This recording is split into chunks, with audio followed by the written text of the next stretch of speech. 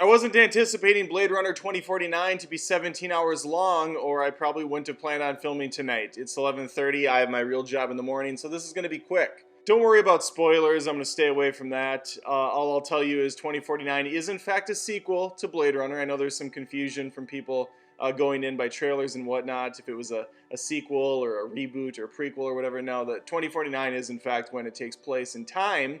The original was 2019, so a solid 30 years later. I can also tell you that Baby Goose plays a Blade Runner named Kay. That's about all I'll say there.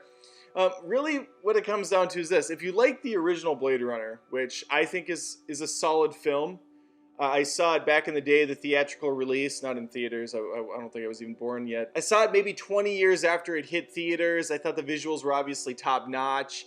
It was a solid film. I thought it was paced really slow, intentionally slow, but still I like things to move a little bit quicker. The visuals were top notch at the time. The sci-fi was going in a direction most haven't before. It had this very art noir style to it, and it just, everything really worked. It had a, Ridley Scott had a vision.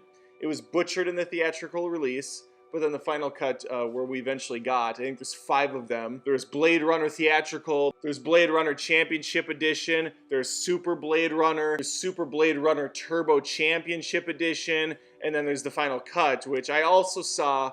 It was much better. I liked how it wasn't so, on the nose with things. And I'm gonna leave it at that. Short story long. If you think the original is a masterpiece, 10 out of 10 film, top 20 of all time for you, and you own it on every single media known to man in all its iterations, VHS, Betamax, DVD, HD, DVD, Blu-ray, 4K, 3D, then you know what? You're going to like this a lot, I think.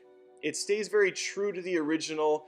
It's familiar, but it's also different enough, I think. My big problem with this is the fucking runtime is 2 hours and 45 minutes or something close to that, and I can't.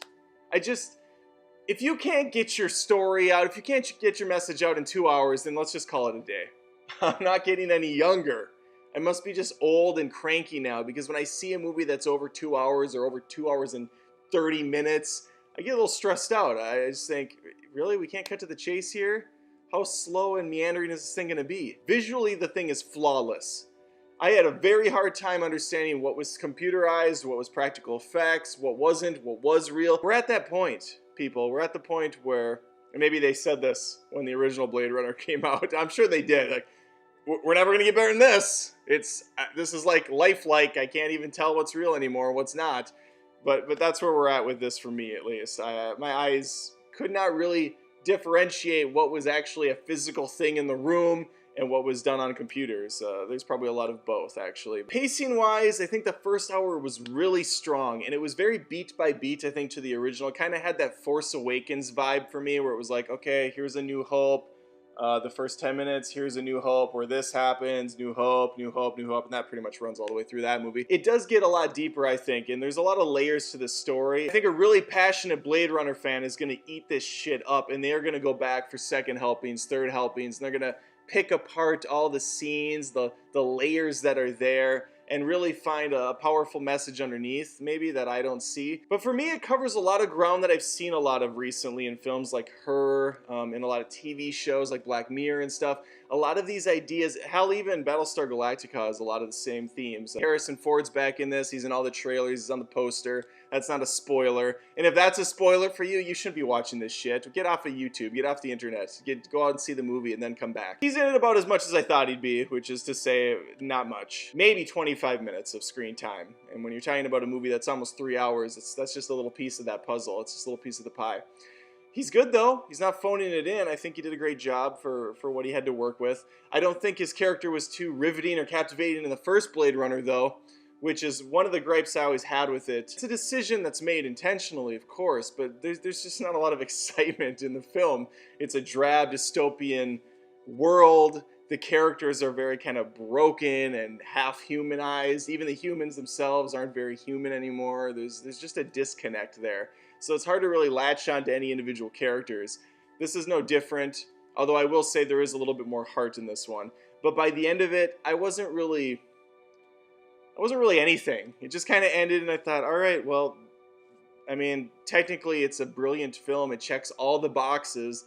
Music's really good. I don't know if it fits, but it's really good. Visuals top notch. Acting's great. The cinematography's brilliant. Everything's there. There's like wide sweeping shots. There's a lot of times when there's no dialogue or no audio and you're just taking in the visuals. And I think that's great, but I think that they kind of fucked up the pacing. I think that if this was a 2-hour film like the original, nailed it. I think I would have come out of this film pretty high. There's some solid female nudity here.